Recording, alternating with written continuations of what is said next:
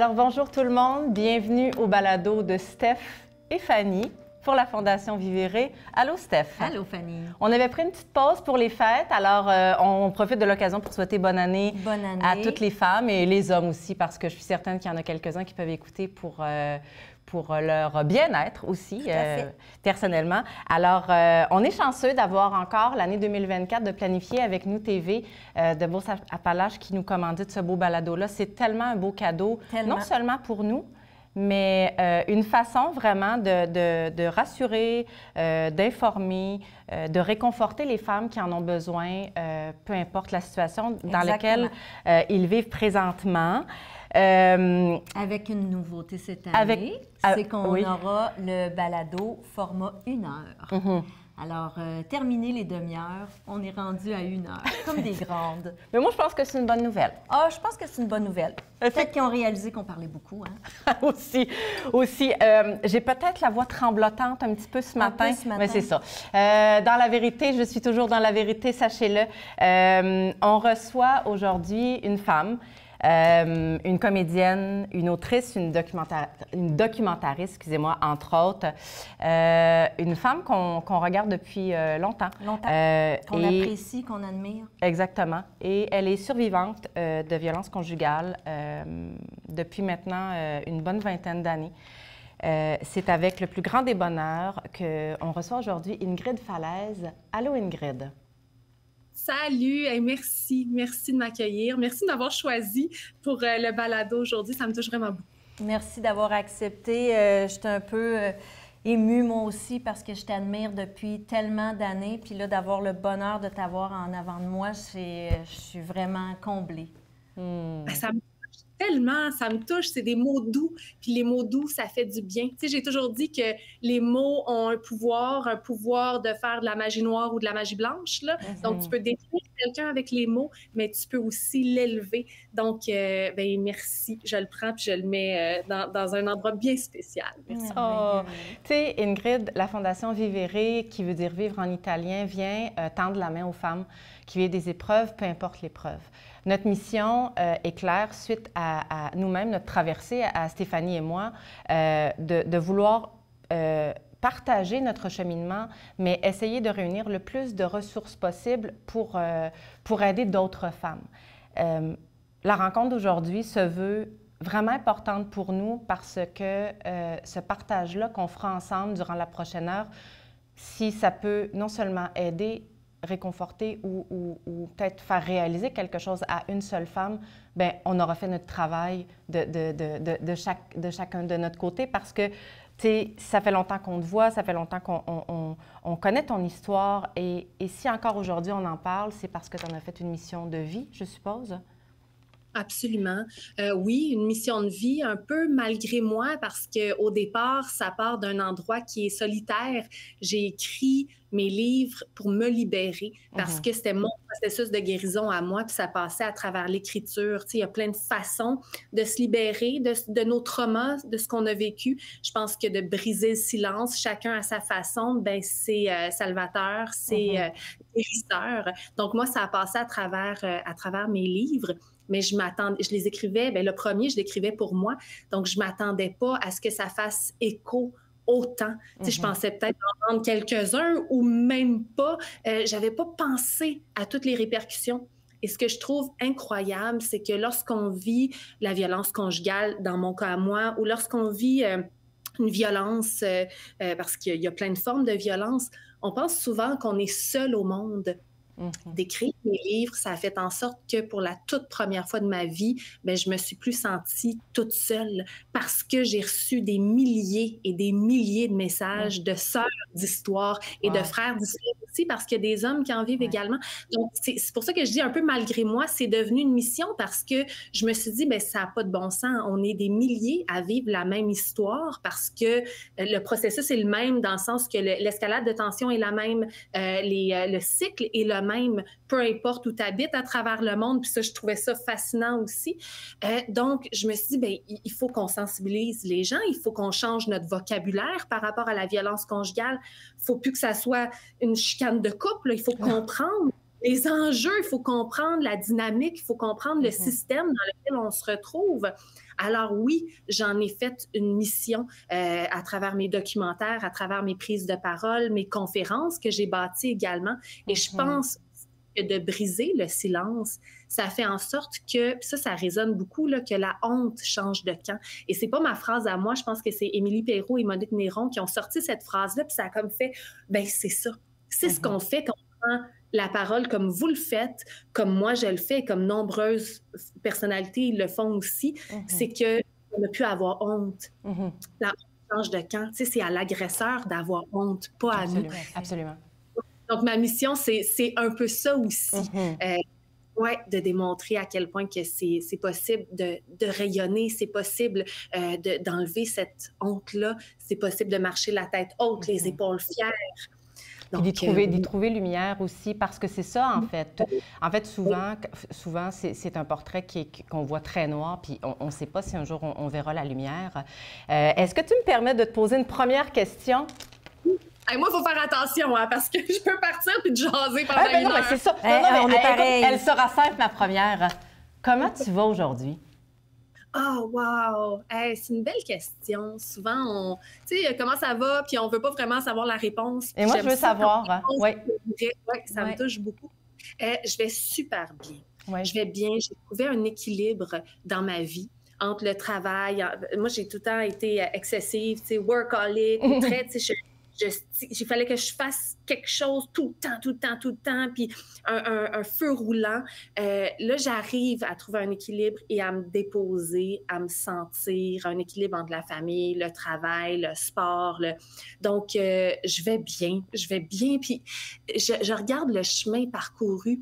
C'est ça qu'on fait en début d'année. Souvent, on regarde, qu'est-ce qui s'est passé depuis la dernière année, ou qu'est-ce qui s'est passé depuis les 5 dernières années, ou moins les 10 dernières années. Des fois, je me donne une petite tape, tu sais, sur l'épaule en disant « Hey, wow! Et que t'en as parcouru du chemin, et que t'as changé. Autant ma voix, autant ma posture a changé, ma façon d'entrer dans une pièce a changé. À cause du rétablissement, à cause des prises de parole, à cause de l'écho des gens. Je me rends compte aujourd'hui que je suis vraiment sur un X. Et j'aime vieillir, j'aime avoir 42 ans. Je comprends ce que tu dis. Alors, je vais bien. Oui. Je vais bien. En même temps, je pense que c'est important de nommer qu'il y a des jours où je vais moins bien. Dans le sens assurément. Assurément. Mais oui, c'est pas juste « Hey, je vogue sur une vie de bonheur et je suis joyeuse et heureuse tout le temps. » Non, je veux dire, il y a des moments où je suis fâchée de telle affaire, où ça avance pas comme je voudrais, où je suis dans l'action, pour changer ça, ou dans l'acceptation de voilà, c'est comme ça que je file aujourd'hui. Et je décide de le sentir, de le vivre. Et de l'accepter. Puis quelqu'un m'avait dit un jour, tu sais, Stéphanie, ça se peut que tu te lèves un matin puis que ça aille pas bien, mais sache qu'à tout moment dans la journée, tu as le pouvoir de changer ça. Fait que c'est spécial quand quelqu'un, des fois, me dit « Hey, c'est tellement de mauvaise journée aujourd'hui, puis il est 10 heures. » Puis je dis « Pour ici, maintenant. » Mais tu sais, sache que ton après-midi ou ta soirée peut être belle. Donc on peut aller bien, mais c'est pas... la vie n'est pas... de toute façon, n'est pas droite. Tu sais, on est forgé par nos expériences de vie. On devient les personnes que l'on est grâce à cette traversée-là. C'est sûr que ta traversée, elle a été très houleuse parce qu'on a eu droit à ce privilège-là de connaître ton histoire par tes livres, par les séries télé et tout. Avant de rentrer dans cette... Oui, excuse-moi, Stéphanie. Hein? Nos trois questions, c'est ça, exactement. On s'en allait là, hein? Exactement. Alors, nous, dans le podcast, on a toujours nos 3 questions, c'est-à-dire que vivere, c'est la déclinaison de vivre, vérité et rétablissement. Donc, on aimerait te demander... Aujourd'hui, est-ce que tu as l'impression de vivre ou de survivre? Ah, mon Dieu, de vivre, mais pleinement. J'ai été, si on parle par rapport à mon trauma, j'ai été dans des périodes de survie. Oui, le matin, c'était difficile de me réveiller, de me lever, de tirer les rideaux. Donc, j'ai été là, dans le mode survie. Dans une relation de violence conjugale, si on parle de ça, on est en mode survie. survie également, sans arrêt. Tout le temps, on est en mode survie. Maintenant, je mords dans la vie, si on peut utiliser ce cliché-là, mais c'est tellement vrai. Ouais, ah non, je vis pleinement. Je vis de passion, de créativité et d'équilibre. Donc, oui, je vis. J'aime ça le dire. Ben oui, c'est tellement bon, c'est tellement bon. Quand on a été en mode survie, c'est tellement bon de réaliser que maintenant, on peut vivre pleinement. Oui, je pense que c'est ça la plus grande différence entre les deux. Quand on a survie, puis on vit aujourd'hui, on aime dire je veux vivre, j'ai la vie devant moi, je veux tout découvrir, je veux tout réaliser. Puis quand on se sent sur notre X, il n'y a personne qui va nous détrôner de là, là. Oh non, c'est comme si nous autres, on est là. On est ancrés, là. Et tout. Si on parle de vérité, Ingrid, la vérité dans ta vie, quelle place elle prend? Bien, je pense qu'elle prend je pense pas, elle prend une très grande place. Je pense que la vérité, j'ai porté des masques longtemps dans le passé pour cacher, pour faire semblant d'être heureuse, plaire, hein, tu sais, ce désir-là de plaire aux gens, que les gens m'aiment, jusqu'à temps qu'une psychologue me dise, mais pourquoi tu veux que telle personne t'aime? Pourquoi tu cherches l'amour? Et c'est là que j'ai compris que l'amour, c'est pas les autres qui te la donnent. Puis ça aussi, c'est cliché, mais c'est toi-même qui peux te donner de l'amour. Puis quand tu comprends que tu peux le combler, bien, on arrête en quelque sorte de chercher l'amour et l'approbation des autres. Donc ça a changé beaucoup de choses dans ma vie. J'ai pas besoin de plaire, j'ai pas besoin que tu m'aimes, je suis qui je suis, et si ça te plaît, tant mieux, et si ça te plaît pas, ben moi je peux pas rien faire. Et c'est pas vrai que chaque personne qu'on rencontre, il va avoir des affinités ou va nous aimer. Donc je suis plus dans cette quête-là qui était un peu un faux semblant à quelque part, tu sais. Maintenant, aujourd'hui, je suis dans ma vérité. Et la vérité par rapport aux enfants aussi, je trouve ça important d'être authentique. Tu sais, la vérité, ça résonne avec authenticité parce qu'ils le sentent dans ça quand on n'est pas vrai, mais il faut faire attention de ne pas tout leur dire non plus au nom de la vérité, tu sais. Fait que, non, mais c'est une grosse réflexion. Tout à fait. En fait, mais la vérité est importante, la vérité de ses sentiments, de ses émotions, parce que ça finit par nous rattraper, en fait. Donc, je pense qu'il faut nommer les choses quand on est prêt à les nommer, à notre rythme aussi. Mais je pense que être vrai, quand tu me vois aujourd'hui, je ne suis pas en représentation. Je ne suis pas en représentation lors de mes entrevues. Ça va être la même fille que tu vas rencontrer au café. La personne que tu projettes en entrevue, c'est la même qui est dans la vraie vie, en fait. Pour moi, cette vérité-là est importante. Mais ce que j'entends, c'est qu'en fait, la vérité que tu portes maintenant, c'est vraiment, ça reflète l'amour que tu te portes aussi. Oui, c'est si bien dit. C'est ça, parce que de toute façon, ne pas être dans la vérité, c'est chaque fois se mentir à soi pour plaire. Donc, chaque fois se renfoncer un petit peu puis porter le masque de la honte, parce que le soir, quand on se couche, les seules personnes qui savent si on est dans la vérité, c'est nous-mêmes. Absolument. C'est ça. Et si on parle de rétablissement, est-ce que tu considères, toi, que tu es rétablie? À 100 % je pense pas que je pourrais être rétablie complètement si on parle encore une fois de mon trauma.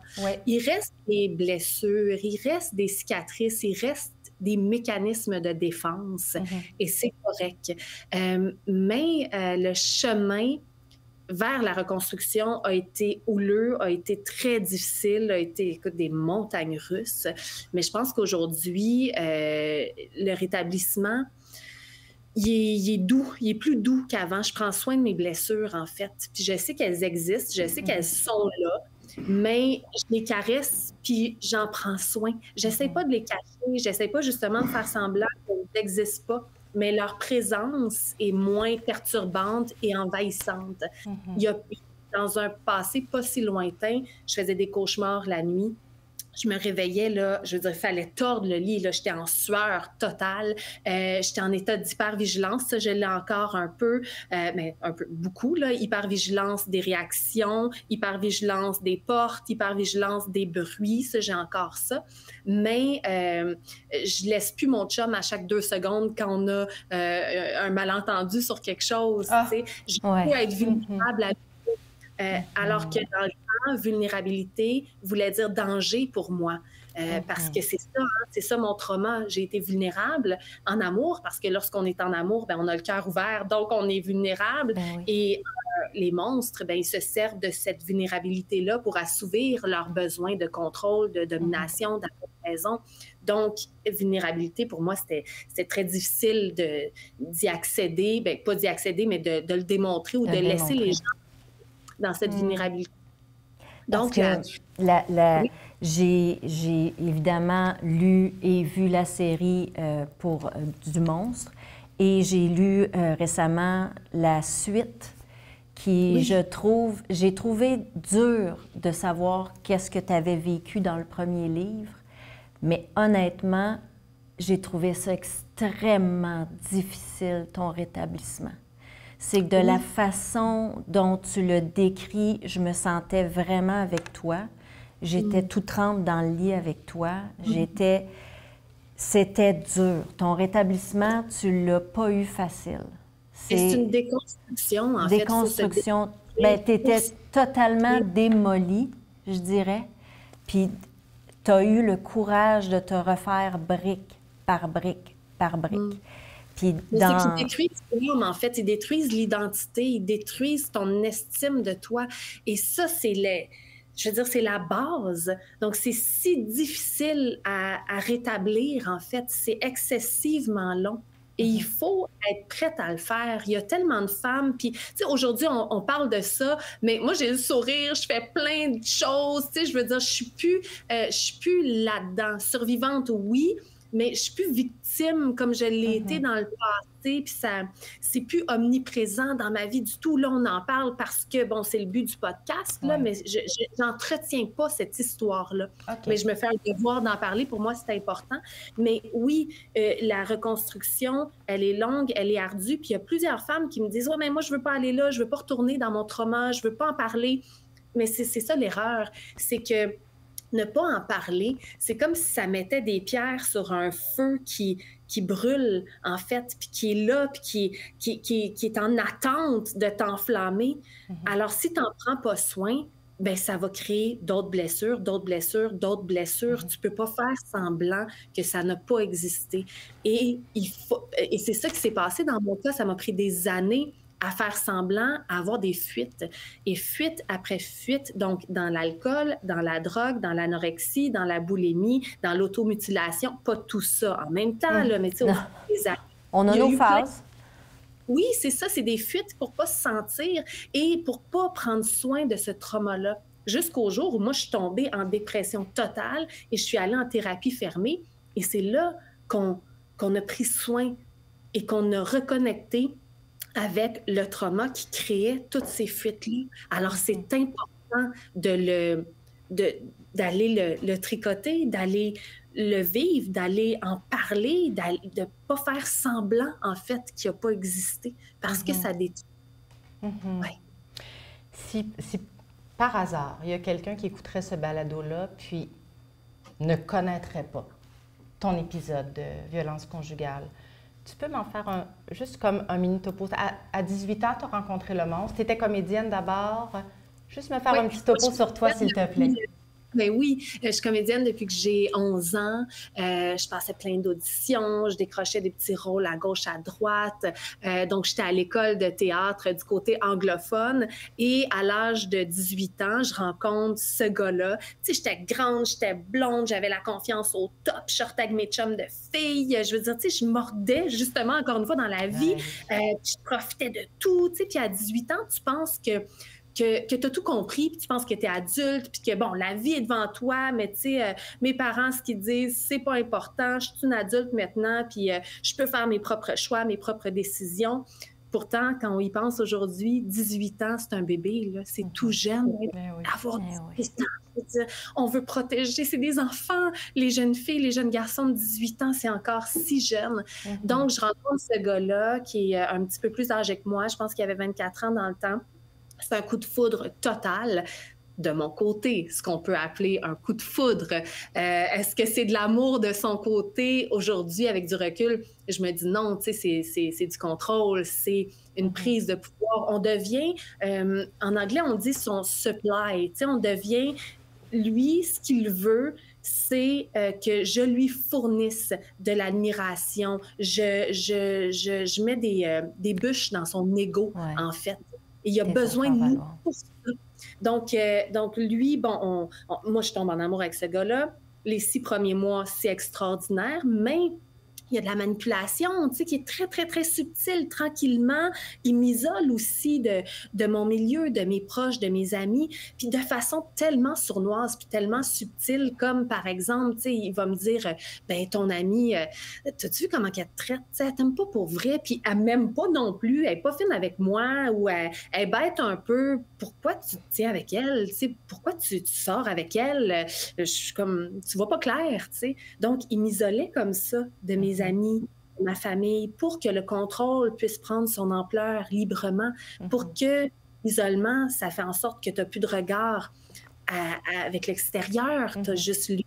Donc, ça devient sa vérité à lui, sa façon de penser, son monde, son univers. Et ce qui fait en sorte que, bon, la fusion, tu vois, ma gorge, elle reparle, hein, quand...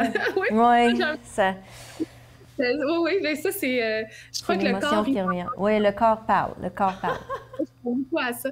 Donc, ce que je disais, c'est que c'est ça. Donc, notre fusion, elle est réelle, elle est puissante, elle existe, mais c'est ça, il y a ces petits moments-là où, tranquillement, il change ma personnalité, il change ma façon de m'habiller parce qu'il me trouve trop sexy, il me trouve trop ci, trop ça, mais encore une fois, de façon super subtile. Et au bout de 6 mois, tu sais, on part en voyage, on s'en va rencontrer sa famille en Afrique du Nord, et un voyage qui devait durer 10 jours s'est étalé sur 1 an. Lui, il est resté pris là-bas, un problème de visa, il n'a pas pu revenir. Donc, moi, j'ai fait plusieurs allers-retours pour l'aider. Tu sais, c'était l'amour de ma vie, 18 ans, je veux dire. Comme je disais, je peux faire mes choix et mes décisions. Donc, je vide mon compte de banque, je fais plusieurs allers-retours.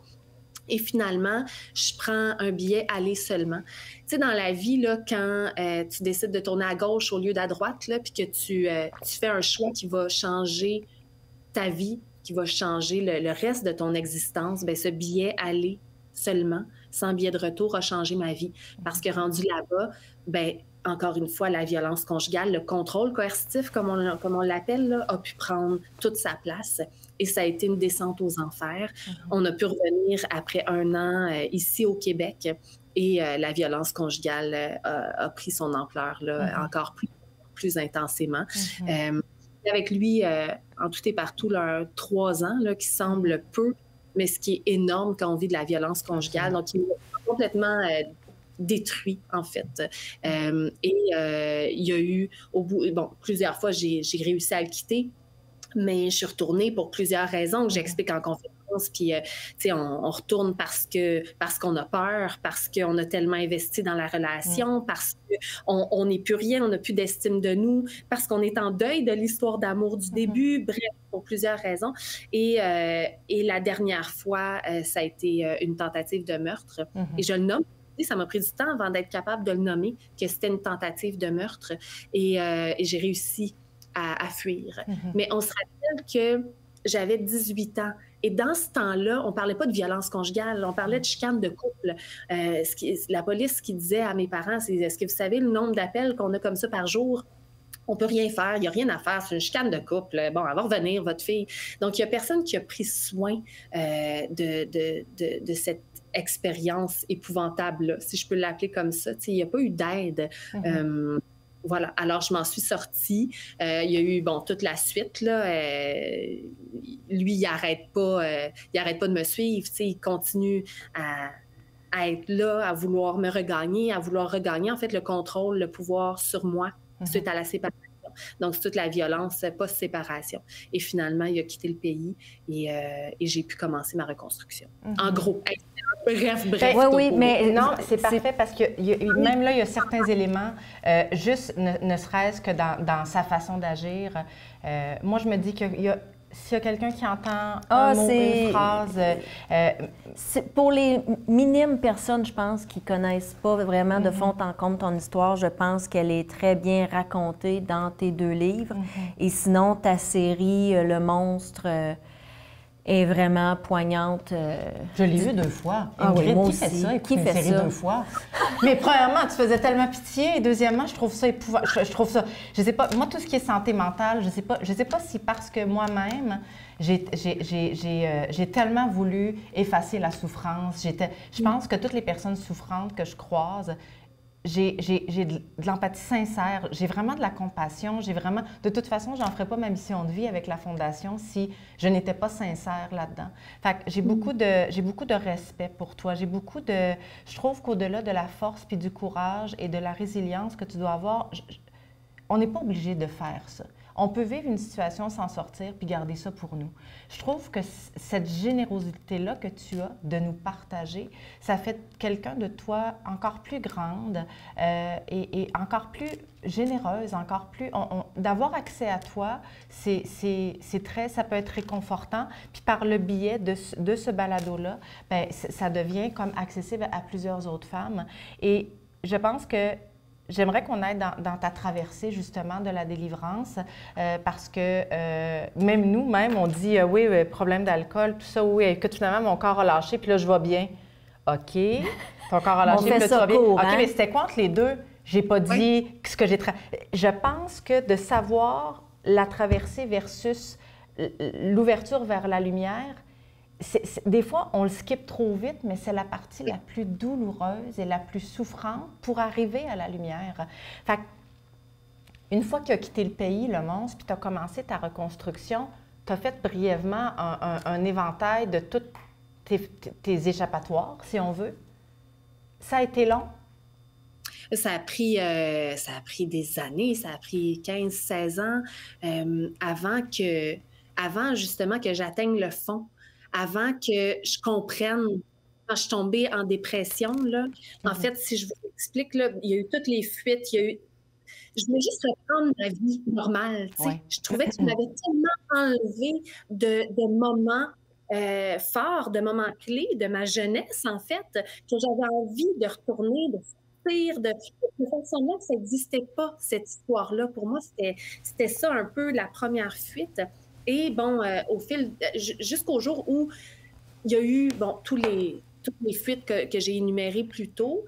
Et finalement, ma dernière fuite, c'était le travail. Donc, je tournais sur Virginie pendant 5 ans. On tournait 100 épisodes par année. J'étais vraiment, mon travail, c'était ça ma vie, c'était ça mon existence. Je tripais à faire ma job, mais encore une fois, je me donnais tellement que je me sentais pas, tu sais. Et est arrivé l'été où on est en pause de travail pendant 2 mois et demi. Et c'est là que j'ai crashé. Et un matin, je me suis juste pas levée. Et c'est ma mère qui m'a dit, ben là, appelle, j'ai un rendez-vous chez ma psychologue, je te donne mon rendez-vous, vas-y donc, tu sais, on va s'organiser, là, tu as besoin d'aide. Et c'est là où, à partir de ce moment-là, je suis allée en thérapie fermée et j'ai pu reconnecter, comme je disais, avec le trauma et comprendre que ce boulet-là que je traînais, en fait, depuis des années, bien, je pouvais le lâcher et que cette histoire-là ne me définissait pas, qu'elle faisait partie de ma vie, mais ça me définissait pas. Et c'est à ce moment-là que j'ai pu commencer une délivrance. J'ai écrit une lettre à mon agresseur que j'ai brûlée. Tu sais, je veux dire, on fait plein.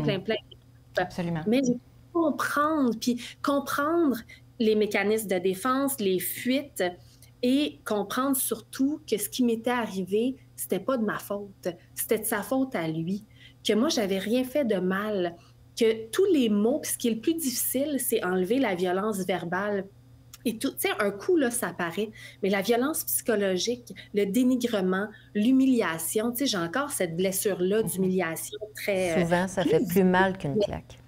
Ah, ben oui, ça, je l'ai écrit dans livre parce que ça touche directement à qui tu es, en fait, à ta personnalité, ton identité, je ne sais pas comment le dire, mais ça touche à un endroit qui est pas malléable, tu sais, ça touche l'âme, en fait. Bien, c'est ça, ça s'est imprimé à l'intérieur de toi, ça s'est imprimé tellement fréquemment, souvent, excuse-moi, que c'est plus profond. Oui, c'est plus profond que ce que toi... Et le pire, c'est qu'on prend le mécanisme de nous-mêmes commencer à se parler comme ça. C'est ça qui est insidieux. C'est qu'on a tellement d'insultes, puis on est rendu qu'on les valide en se les disant nous-mêmes. On se parle dans notre tête, puis on est tellement difficile. T'as pas rapport, hey, t'es grosse, t'es laide, t'as-tu vu tes cheveux? Ah, tu sais, il faut que tu perdes du poids. Tu sais, je veux dire, ça a été omniprésent. Tous les mots qu'ils me disaient, je me les disais à moi-même. Mais il faut des trucs pour s'les enlever. Là, il n'y a plus une journée où, depuis de nombreuses années maintenant, mais je ne suis plus violente envers moi-même. Et j'interdis les gens à être violents. C'est la pire chose. Et mon fils, je lui des fois, il le faisait parce que, bon, on fait ça dans la vie. Ah, je suis donc ben con. Mettons, il dit ça. Je dis non, sois pas méchant envers toi-même. Puis des fois, il dit aux autres, je suis comme, OK, ma mission, ça marche avec les enfants aussi. C'est important d'être doux envers soi-même. Mais il faut que ça parte de toute façon des enfants. Ça part de la façon dont, tu sais, les enfants sont témoins de qui nous sommes, de notre établissement. Et c'est drôle parce que mon garçon aussi. Puis moi, je suis quelqu'un qui n'est pas... je pense pas que je sois très sévère. Puis c'est pas parce que je veux pas être sévère, c'est que je pense que... quand on connaît la violence verbale, quand on connaît certaines choses, je suis vraiment convaincue que c'est pas nécessaire. Puis je suis convaincue à 100% que c'est pas nécessaire. Fait que quand mon garçon va là, je réagis vraiment fortement. Puis lui, à chaque fois, il fait un saut parce que les conséquences sont plus grandes que ce qu'on pense. Je suis pas bon, je suis con, je suis donc bien nulle. Puis moi, ça me fait mal parce que je me dis, mon rôle ici maintenant, comme maman, pour une personne que j'aime, c'est d'essayer de lui faire comprendre que c'est vraiment se porter violence. Puis mais c'est comme, on dit ça parce qu'on pense que c'est pas grave, mais ça l'est. Grave. Ça l'est. Oh oui, tout à fait. Ça part de là, ça part de quelque part. Oui, tout à fait, puis ça peut avoir des grosses répercussions. Mais je pense qu'en tant que parent, on peut vraiment être un maillon à la chaîne pour éradiquer la violence. Là, on parle de violence faite aux femmes. Si on éduque nos enfants dans l'équité, dans l'égalité, dans le respect, si on mettait toute la main à la pâte, là, puis on décidait de défaire les stéréotypes, les clichés, le rapport de pouvoir homme-femme, parce qu'on vit société où il y a encore ça, où on n'a pas atteint l'égalité, en fait, bien, la clé, elle est là. Bien, une des clés, parce qu'il y a plusieurs. Il y en a plusieurs, mais ça, si on allait à la base, là, base, au lieu de se parler... Puis même encore aujourd'hui, là, on parle bien, on est politiquement correct, on se fait croire que ça avance. Ça avance pas tant que ça dans les relations hommes-femmes. Oui, bien oui, je suis d'accord avec ça. Puis de comprendre, tu sais, je veux dire, ça part de la garderie, là, quand ils divisent, les filles jouent avec les filles, les gars avec les gars, tu sais, tout ça, il faut que ça cesse. Je pense qu'il y a vraiment un devoir de réflexion puis des balises qui doivent être mises par le gouvernement ou pour encadrer puis pour arrêter ces stéréotypes-là, en fait. Je pense que c'est d'une importance majeure, là. Et les femmes... oui, doivent prendre leur place, mais les hommes doivent, je pense que c'était Jeannette Bertrand qui avait dit ça, là, descendre de leur piédestal aussi et comprendre que, ben, on est tous ensemble, on est tous égaux, on est tous un, en fait. Mais oui, c'est comme si c'était dangereux. C'est comme si on pouvait être un danger. Oui, c'est ça. Oui, tellement... Mais une heure juste là-dessus. Là. Oui, exactement. Mais, tu sais, pour la fondation, il y en a qui nous disent, pourquoi c'est une fondation juste pour les femmes? Puis c'est vraiment pas pour diviser. La seule chose... Moi, j'ai appris une chose, de toute façon, en thérapie. Bien, je pense vraiment qu'une femme est plus capable d'aider une femme parce par notre ressenti. Quand on est vulnérable, puis on est face à un homme, des fois, on peut tomber dans la dépendance affective, on peut tomber en amour, des fois, on est tellement pas bien qu'on ne voit pas les choses clairement. Puis nous, on se sent plus confortable, en fait, à tendre la main aux femmes, mais on ouvre la porte grande ouverte aux hommes pour que la Fondation Vivere pour hommes aussi, avec les services qu'on pourra leur offrir. Mais on veut s'assurer que les femmes se sentent dans un safe place ça. Avec nous, parce que malheureusement, il y aura toujours ces stéréotypes, ces préjugés. Donc, et nous, on est des femmes, on a l'impression qu'on comprend un peu plus les femmes que les hommes. Donc, c'était juste par... Parce que l'événement qu'on avait fait, le premier événement, en octobre, ici à Thetford Mines, on a été 150 femmes réunies avec quelques hommes. Et ce que ça a fait, c'est là qu'on s'est rendu compte de ça, ce que ça a fait, c'est que, bien, premièrement, on n'a pas on n'est pas en mode séduction du tout. Ici, on est qu'entre nous. Puis le fait que, tu sais, ça soit certaines personnes, tu sais, ici dans la région, tu sais, toi, Ingrid, tu me connais pas personnellement, mais à Thetford Mines, moi, je suis directrice d'un magazine, puis, tu sais, Stéphanie aussi est connue, fait que les gens nous connaissent, puis ils disent « Ah oui, écoute, ils se livrent, ils ont cette ouverture-là et tout. » Fait que de raconter une histoire, de partager un message, puis de voir que, une autre femme à côté à pleurer, bien, je peux me le permettre et tout. Fait que d'être entre nous, entre femmes, c'est vraiment plus, tu sais, cette façon-là qu'on voit les choses. Mais c'était pas ça du tout. Moi, ma ligne, c'était vraiment pas ça. Moi, je voulais vraiment qu'on parle d'une chose très importante. J'aimerais ça que tu me parles. Est-ce que... Moi, quand j'ai écouté Le Monstre, là, je rappelle que je l'ai écouté 2 fois, est-ce qu'on peut pardonner à un monstre? Ah, mon Dieu, mais je pense pas que c'est nécessaire. OK, bon, c'est ça. Non, mais moi, personnellement, je suis pas d'accord avec ça. Le pardon, c'est une grosse question. Est-ce qu'on peut pardonner l'impardonnable? J'ai pas besoin d'y donner d'énergie à lui, en fait. Lui, je m'en fous un peu, dans le sens que je veux pas de relation, je veux pas entrer dans un pardon, ça fait pas partie de mon processus de guérison du tout, du tout. Par contre, ce que je peux dire à ce sujet-là, c'est que c'est se pardonner à soi-même, de s'être lâché la main peut-être, d'avoir abandonné la main de la petite fille à l'intérieur de moi dans ce temps-là. En même temps, il faut comprendre que tout ça, c'était pas de ma faute et c'était par manipulation, par contrôle, par dénigrement, par humiliation, qui a fait en sorte que j'étais rendue plus rien. Donc, c'est vraiment lui qui a fait ça. Oui, exact. Ça, le pardon, il est plus dans ce sens-là. Me pardonner d'avoir fait du mal à mes parents. Tu sais, tout ça, ça fait partie du cheminement à travers mes documentaires face aux monstres, où j'ai rencontré mes parents, où on a discuté aussi dans le volet reconstruction. C'était des beaux moments pour, c'est ça, pour leur demander pardon. Donc, c'est plus par rapport à ma famille et par rapport à moi-même. Mais lui, je ne vais pas là. En fait, j'en ressens pas le besoin, puis pour moi, c'est pas nécessaire. On fait partie de la même équipe. C'est ça, parce que quelqu'un qui dit, tu sais, on entend souvent, tu sais, pendant ton rétablissement ou pour vraiment cheminer, va falloir que tu passes par le pardon. Puis ça se pourrait qu'il y en ait qui disent, ben moi, j'ai pas envie de pardonner. Puis de comprendre, c'est bien correct. C'est bien correct. Puis ça peut être un autre trauma, là, de pardonner, mais ça dépend vraiment dans quel sens on le prend. Puis ça dépend ce que l'accompagnateur ou accompagnatrice qui nomme ça, il faut que tu passes par le pardon. Ouais, mais qu'est-ce que tu veux dire par pardon? Oui, exact. Est-ce que c'est un lâcher-prise? Parce qu'il y a des gens qui décident d'être victimes toute leur vie et qui vont traîner les pattes et qui vont rester dans leur trauma toute leur vie. Et moi, j'appelle ça de la victimite aiguë, là. Donc, tu restes là, puis tu l'entretiens parce que tu penses que c'est ça qui te définit. Mais tu as le choix aussi de ne pas être victime et de sauter à pieds joints dans ce qu'il y a droit devant, puis dans le beau et dans... c'est ça, de guérir, en fait, et de ne pas entretenir cette blessure-là, d'en prendre soin, et de ne pas l'entretenir. Donc, c'est peut-être ça, tu sais, le pardon, mais j'ai de la difficulté avec cette notion-là. Et on va dans l'autre, en fait. Mais toi, est-ce que tu t'es pardonné? Si je me suis pardonnée, oui.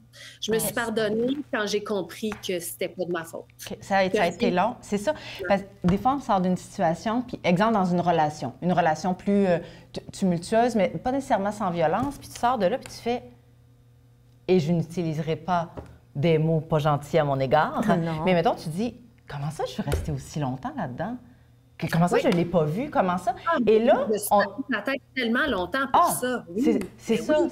C'est là que tu t'es pardonné. Tu as dit, écoute, tu avais 18 ans, il a été sournois. Lui, là, il a tout bien joué son jeu. Là. Ben oui. C'est ça. Puis quand on comprend le processus, en fait, puis quand on comprend que c'est ça qui me fascine, là, puis je dis ça souvent en conférence, qu'il soit chinois, qu'il soit russe, qu'il soit japonais, qu'il ait 14 ans ou qu'il ait 50 ans, qu'il s'appelle Jean-Paul ou qu'il s'appelle Mohamed, peu importe, on dirait qu'il s'appelle pour dire, hey les boys, voici notre stratégie. Ils fonctionnent tous de la même façon. C'est tout le même pattern. Fait que quand tu comprends tout ça, tu te dis, mais comment est-ce que ça peut être de ma faute? Donc, c'est tout un processus. C'est comme quand tu es victime d'inceste, est-ce que c'est de ta faute? Pourtant, les enfants qui sont victimes d'inceste, bien souvent, ils pensent que c'est de leur faute parce que c'est ce qu'on leur dit. Pourtant, quand on le regarde d'un point de vue adulte, puis la petite fille avec ses lulus ou le petit garçon qui est... voir que c'est de sa faute. Mais non, c'est ça. Donc, c'est quand on comprend plus tard, quand on comprend le processus, puis quand on comprend dans quoi on était pris, dans cette secte-là, parce que c'est comme un peu une secte, ben, je veux dire, c'est pas de notre faute, tu sais. Quand on comprend ça, c'est là qu'on peut entamer une guérison.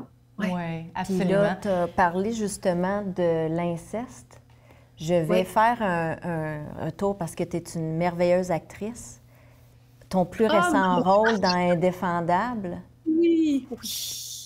Comment tu vis ça en dedans de vivre cette violence-là? Bien, écoute, de un, tu sais, jouer ces émotions-là, c'est du bonbon d'actrice. OK? C'est du bonbon d'actrice, jouer ces textes-là, amener toutes les nuances. Je veux dire, il y a tellement de viande autour de l'os, il y a tellement de mots à jouer, il y a tellement de couches d'émotions à jouer. Donc, c'est sûr qu'un personnage comme ça, qui est très loin de moi, ben c'était, écoute, un bonheur de pouvoir le composer puis de le bâtir. Alors, à la base, moi, je suis une actrice depuis que j'ai 11 ans. Donc, à la base, c'est mon métier premier. Que j'ai vécu dans la vie, c'est mon métier premier. Puis je reçois ces textes-là, puis je suis comme « Wow, OK, qu'est-ce que je fais avec ça? » Tu sais, comment je le construis, comment je le compose. Alors, c'est vivifiant de recevoir, c'est un honneur de recevoir un personnage comme ça, puis on me l'a offert aussi. Mais c'est ça, j'allais te demander, avais-tu auditionné ou ils te l'ont offert d'emblée? Le téléphone a sonné, puis c'est Isabelle Chevrier qui m'a offert cette personnage-là, puis elle m'en a parlé de long en large. Puis bien évidemment que j'ai accepté parce que je voulais, retourner au jeu. On m'a oubliée comme actrice un peu, tu sais, depuis les dernières années. Puis à la base, moi, j'ai toujours vécu pour ça. J'ai joué longtemps, j'ai fait tellement de trucs. Puis là, bon, c'est bien correct parce qu'être animatrice, j'adore ça, porteuse de caisse, j'adore ça, documentariste également, mais ça, c'était comme, OK, un retour au jeu. Maintenant, est-ce que pourquoi je le fais? Oui, pour le bonheur de vivre de mon métier, mais aussi, je me suis dit, bien, c'est valide également. Toutes les prises de parole sont valides. Et passer à la télévision, avoir des prises de parole à travers Salut Bonjour, mes chroniques, à travers la radio, à Rythme FM, à travers mes documentaires, Les Faces aux monstres, Les femmes je te tue, Guerrières, les prises de parole à travers Adapté. Je veux dire, je fais œuvre utile et on fait, nos équipes, là, œuvre utile à travers la télévision de plusieurs façons. Bien, à travers le jeu, c'est valide également. Et à chaque fin d'épisode, il y avait les numéros de téléphone ou appeler. Donc, je pense que si un enfant nous regarde jouer, ils font comme « Ah, c'est ça que je vis » et appellent, bien, notre mission, on rentre dans le salon des gens, notre mission va jusque-là. Donc, ça peut passer à travers le jeu aussi. Si il y a des gens qui ont vécu ce milieu-là, religieux, sectaire, et que ça leur ravive des souvenirs et qui peuvent en parler, briser le silence et libérer des traumas à travers notre jeu, bien, c'est valide aussi. Donc, ça a été difficile à certains moments de le jouer, parce que je suis retournée dans des zones pas faciles. Martial, il était très manipulateur, gourou de secte, dans le sens que c'est un pasteur qui avait une emprise totale sur la famille. Je n'oublierai jamais, là, à la fin d'une scène, il m'a dit « OK, là, c'est terminé. Tu es allé là dans ton passé, mais là, on s'en va dehors. Là, on respire. Là. Okay, mais là, on revient. » Parce que c'était très, très difficile d'aller chercher ces émotions-là. Donc, il y a eu ça aussi. Mais en même temps, à la fin de la journée, entre les scènes, on riait avec les enfants. J'étais sur un plateau de tournage et j'avais ce rôle-là à défendre qui pouvait faire œuvre utile aussi. C'est ça, parce que c'est ce qu'on voit pas, nous. Je le sais maintenant, moi, je pose régulièrement des questions à ma sœur Julie Perrault, comédienne, que tu connais d'ailleurs. Puis, tu sais, des fois, je me rappelle, tu sais, que ça soit dans des scènes d'intimité où j'ai lu effectivement que vous riez beaucoup entre les scènes avec le comédien avec lequel tu joues et tout. Je pense que c'est nécessaire parce que sinon, ça serait quelque chose. Mais ce que nous, on voit, vous êtes tellement bon qu'on ne voit pas ça. Puis il ne faut pas qu'on le voit de toute façon, mais pour être capable de repartir à la maison dans un seul morceau, là, si on peut dire ça comme ça, parce que tu n'as pas le choix d'aller visiter là où ça fait mal pour être capable Je suis assez mature aujourd'hui d'être capable de délimiter, à un moment donné, OK, c'est un travail également, c'est un métier. Donc, je retourne à la maison, puis moi, il fallait que je prépare Rythme FM. Écoute, cet été, là, je me levais à 3 heures du matin. Rythme FM, c'était juste du gros fun. Puis, tu sais, on est un UNESCO, puis en même temps, on touche à des sujets sensibles. Fait que, tu sais, du gros fun. Puis après ça, j'allais tourner à Indéfendable. Et je tournais en même temps ma série Adaptée, où j'allais à la rencontre de familles qui ont un enfant différent, puis qui renouent avec le sport. Mais on faisait tout le sport adapté, mais on faisait tout le portrait de leurs difficultés. Fait que j'avais toute une gamme d'émotions, mais en même temps, c'est tellement puissant. C'est tellement puissant. Ce travail-là, que j'en sortais, c'est ça, vivifié, c'est le mot que je peux dire, oui. Écoute, je vais me permettre de te poser une question. Comme tu l'as dit, de toute façon, tu as eu une pause comme comédienne, peut-être une dizaine d'années? Une dizaine d'années, peut-être que... J'ai joué dans Une autre histoire de Chantal Cadieux, en amie que j'adore. J'ai joué dans Mémoire vive également. Mais d'avoir un rôle aussi important sur une longue période, ben ça fait 10 ans, oui, c'est depuis Virginie. Je suis au théâtre, tu sais, mais il y a eu tout le dévoilement de ton histoire, des livres et tout. Est-ce que cette mission-là que tu portes avec le cœur grand ouvert, puis le grand sourire, puis ta grande lumière, est-ce que ça reste encore aujourd'hui une façon de te libérer ou tu considères que la violence conjugale, le rétablissement va toujours te suivre partout où tu vas aller? Bien, c'est mon choix aussi, dans le sens que je continue à faire des séries comme Femme, je te tue, parce que j'ai pas fini de parler de ce sujet-là. Et je pense que le public, là, avec Indéfendable, je pense qu'ils se rendent compte que ben, je suis une personne entière et j'ai plein de facettes à ma personnalité. Puis ils l'ont vu justement avec Rythme FM, avec Salut, bonjour.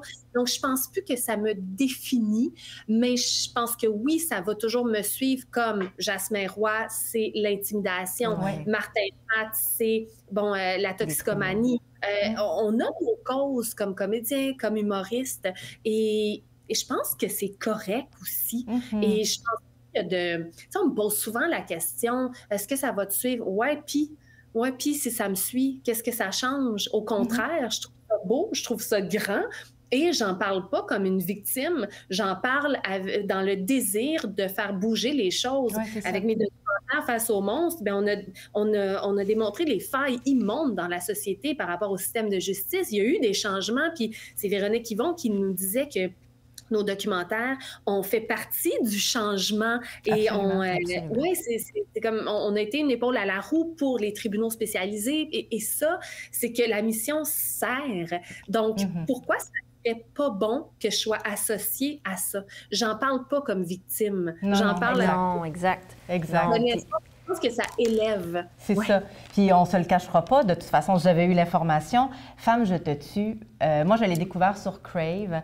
C'est sur Investigation. C'est-tu sur Investigation? Hein? Là, à 22. C'est ça, saison 3. Tu avais dit que vous étiez numéro 1 sur Investigation comme documentaire. C'est toujours bien parce que vous touchez, puis il y a les centres de femmes battues. Nous, on en a une de femmes... Les centres de femmes battues. Parce que non, c'est ça. Excuse-moi. Tu vois, je l'ai dit, puis je me suis recroquevillée tout de suite. Oh non, non, non, non. Des centres d'aide pour femmes et enfants, parce que battu, c'est comme si la violence était juste physique. Ben non, c'est ça. La violence conjugale, oui. La violence conjugale. Donc, on en a une importante ici à Thetford qui s'appelle l'Agité. Souvent, les maisons affichent complet. Moi, je pense que c'est vraiment une belle continuité que de proposer dans des documentaires comme celui-là. Ça reste des histoires, ça reste des solutions aussi qu'on peut trouver quand on est tellement mal quand on est mal. On est tellement seul quand on est seul. Puis des fois, la première porte fermée, moi, je vais toujours me rappeler quand j'ai appelé à la maison de thérapie. Moi, j'avais choisi une maison de thérapie pour femmes. Puis quand ils m'ont dit que j'étais acceptée parce que je devais subir un questionnaire, je me suis mis à pleurer. Puis elle a dit « Pourquoi tu pleures? » J'avais peur de ne pas être acceptée. Je ne saurais pas où aller sinon. Mais je pense qu'il ne reste pas personne dans la rue. Okay. Il trouve toujours des solutions, mais il affiche complet, oui, puis il en faudrait plus, encore et encore et encore, absolument. Et Femmes, je te tue, oui, ça touche les femmes, mais Investigation, ça touche énormément d'hommes aussi. Puis on est le numéro 1. Puis ce que je trouve formidable, c'est que je reçois plein de messages d'hommes qui regardent Femmes, je te tue, puis qui sont outrés, puis qui se sentent concernés, puis qui sont... Je trouve ça triste parce que c'est pas la majorité des hommes qui sont comme ça, tu sais. Ils trouvent ça triste de devoir porter ce fardeau-là alors qu'il y a tellement d'hommes bons et merveilleux.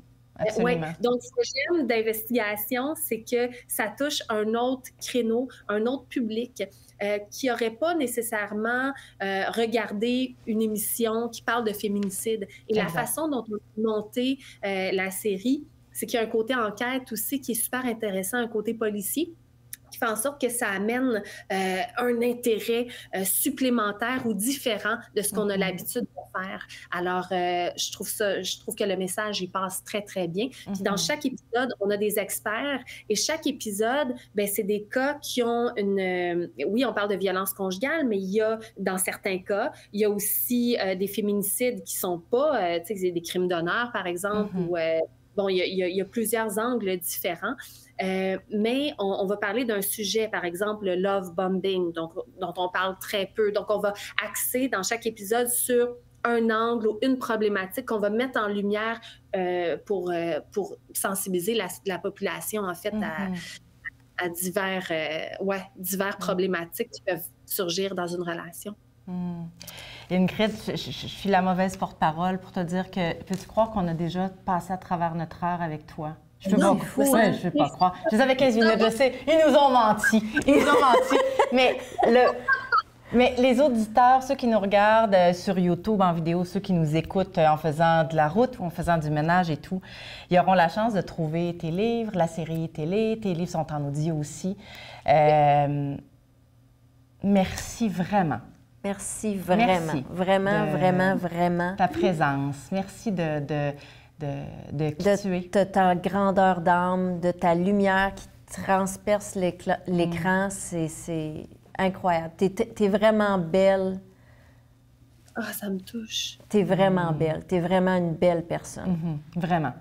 Merci pour les questions dans la vérité puis dans l'authenticité. J'espère que vous êtes contente de notre entretien. Moi, je le suis, en tout cas. Vraiment, puis j'espère qu'on va avoir l'occasion. Oui, puis t'es un cadeau. J'ai changer leur vie en toute humilité, là, mais tu sais, sauver des vies, là, absolument. Juste une personne. Absolument. Exact. J'espère qu'on va avoir l'occasion de se rencontrer lors de nos événements. Oui. C'est sûr qu'on va te mettre au courant de ce qu'on fait. Puis, écoute, ça a été une heure formidable. Oui. J'en sors grandie. Oui, vraiment. Moi, je te souhaite de la douceur, de l'amour, de la bienveillance. Je te souhaite de continuer de prendre soin de toi parce que c'est vraiment la base. Puis je trouve que le cadeau que tu nous fais aujourd'hui, en ayant partagé ton histoire sur le balado de la Fondation, en fait, c'est pour moi Le cœur que j'y mets, je me dis toujours, après avoir ouvert des portes, après avoir fait un pas en avant, il y a toujours un cadeau. Bien, tu es mon premier de l'année 2024, alors merci beaucoup. Vraiment. C'est un cadeau pour moi aussi. Merci pour la belle. Merci. Alors, on rappelle notre site Internet, il y a une section références. Il y a beaucoup de références qui sont mises sur différents sujets. Puis on en ajoute régulièrement. D'ailleurs, après Indéfendable, j'ai pris toutes les coordonnées qui sont apparues à l'écran. Je les ai mis sur notre site. La rigueur! Ah, la rigueur! Et alors, on a notre site Internet. On a notre site Internet, nos articles promotionnels. On a plein d'affaires. Pour se rappeler qu'à chaque jour, il est important de vivre. Ben oui, qu'il n'est jamais trop tard, en fait. Pour commencer à vivre. Alors, merci Ingrid. Merci Ingrid. Merci Stéphanie. Merci Fanny. On se voit bientôt. Merci à nous TV. On se voit bientôt avec un autre podcast. Merci. Merci. Bye bye. Bye bye.